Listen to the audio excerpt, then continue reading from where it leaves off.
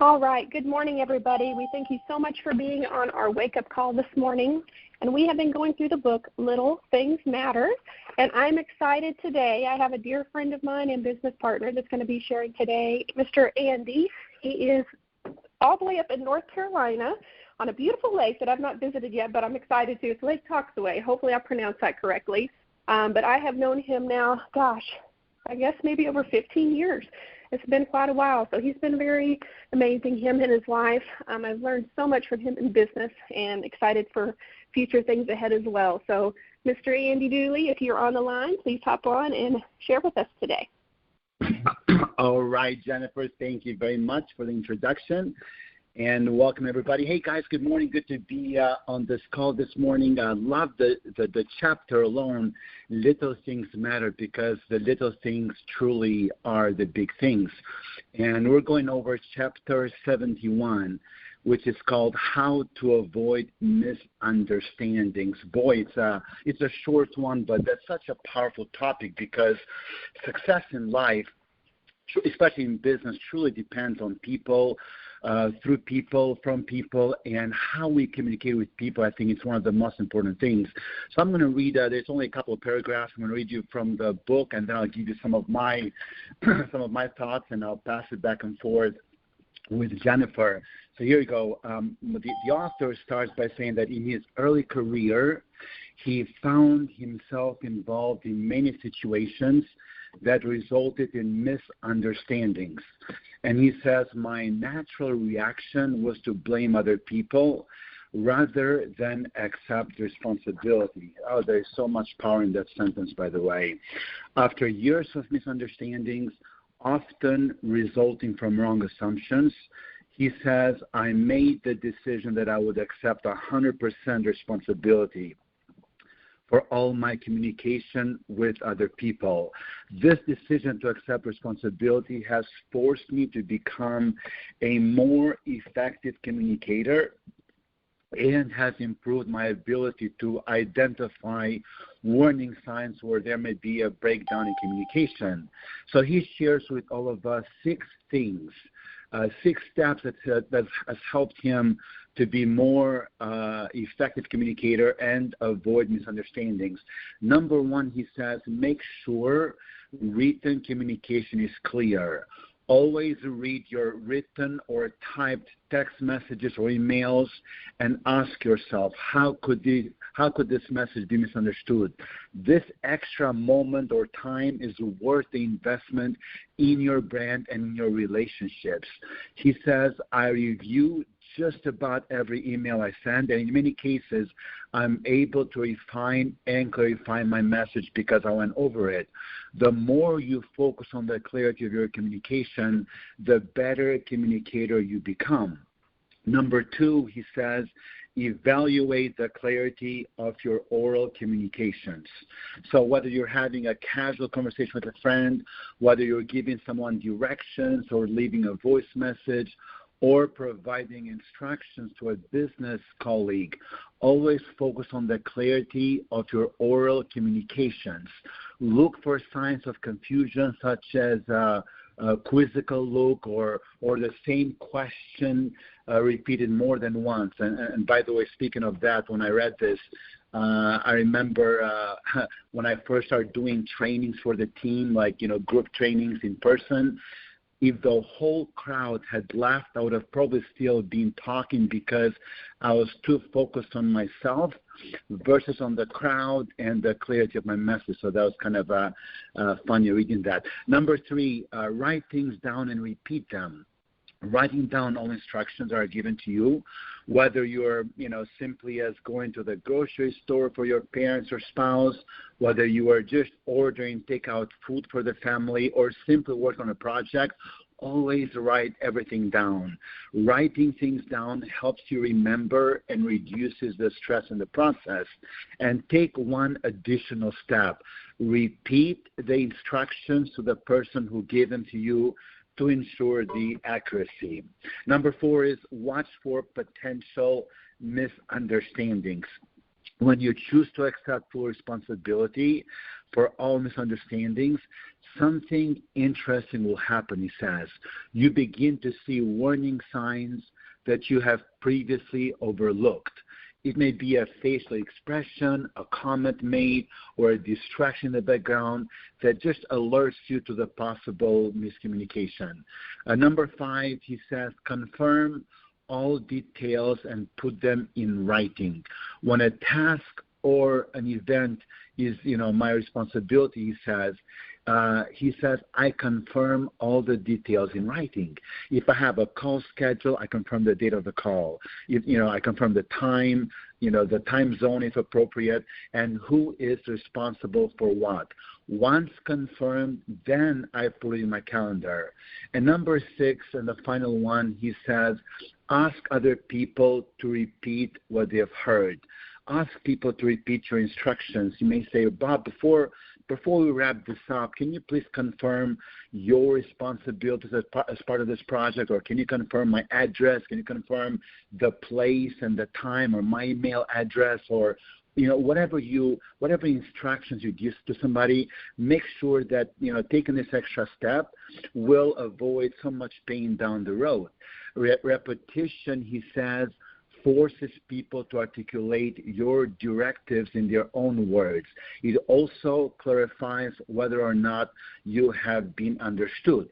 And his challenge for the readers is, starting today, accept full responsibility for all misunderstandings. Don't allow yourself to play the blame game. Man, that's a biggie, right? When you're involved in a misunderstanding, analyze it and think about what you could have done to avoid it and learn from that experience. Determine if you ran past any of the warning signs I mentioned.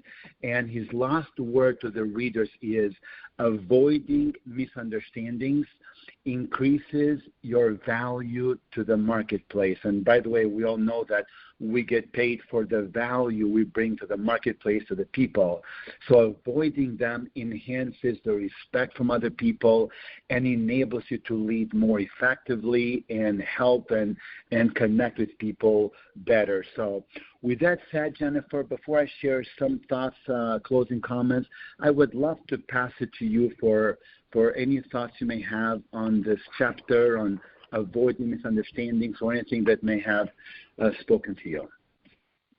Absolutely. Thank you for all that information. And this is a chapter I personally have been working on in myself a lot over the last 10 years, and it's still a process. The statement he made in that 100% responsibility for all my communications with others, in that communication, a big one I had to work on was my speaking to people, but the listening side of that. In communications, there's 2 sides to that.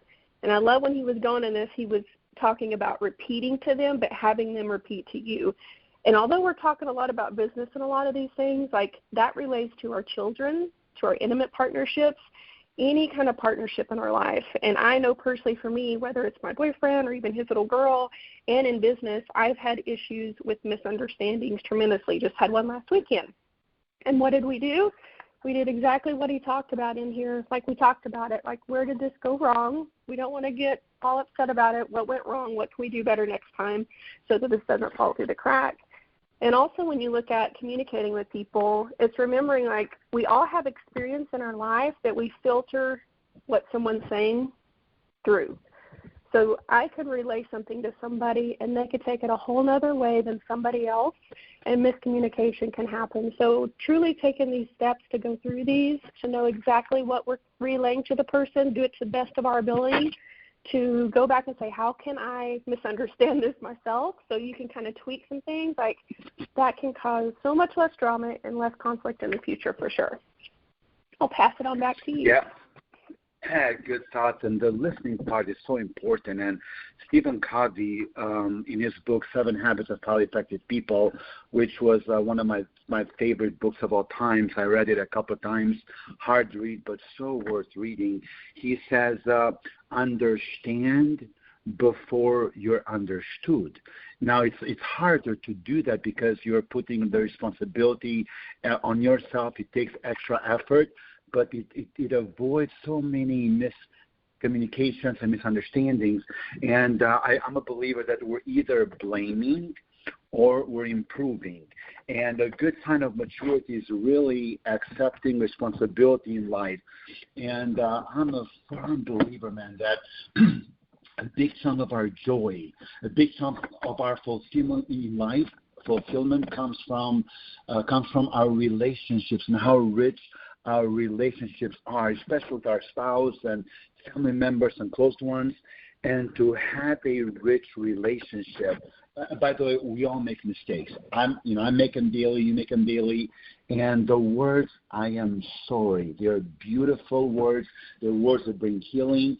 And especially if they're combined with a desire to truly learn, oh my gosh, you can help that relationship grow and develop, big roots. So we're either blaming or we're looking for ways to how it can improve and where I did wrong, where was it my fault. And speaking of that, my philosophy in life is don't look up, don't look down, don't look sideways. Man, just look in the mirror. I've always told myself the problem is the man I shave with every morning.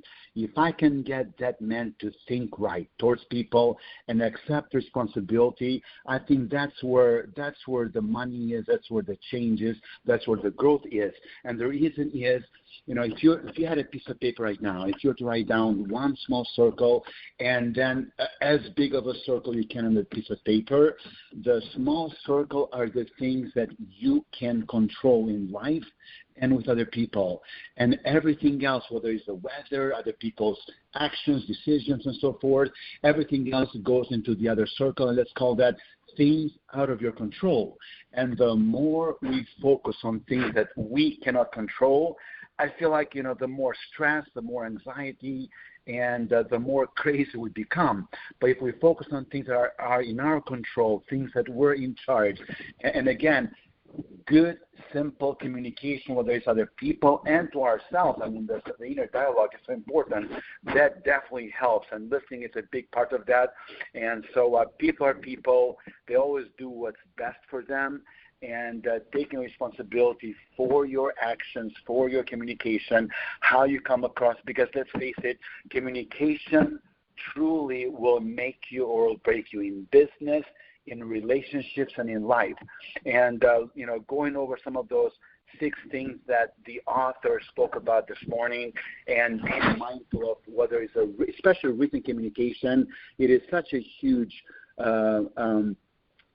thought and challenge to go back and take an extra moment and read what you wrote, because it can avoid so much pain. And I can speak from my own life, and there have been times where I wrote an email, I went back and I'm like, oh my gosh, I would have been upset, if I had read this and I didn't mean that.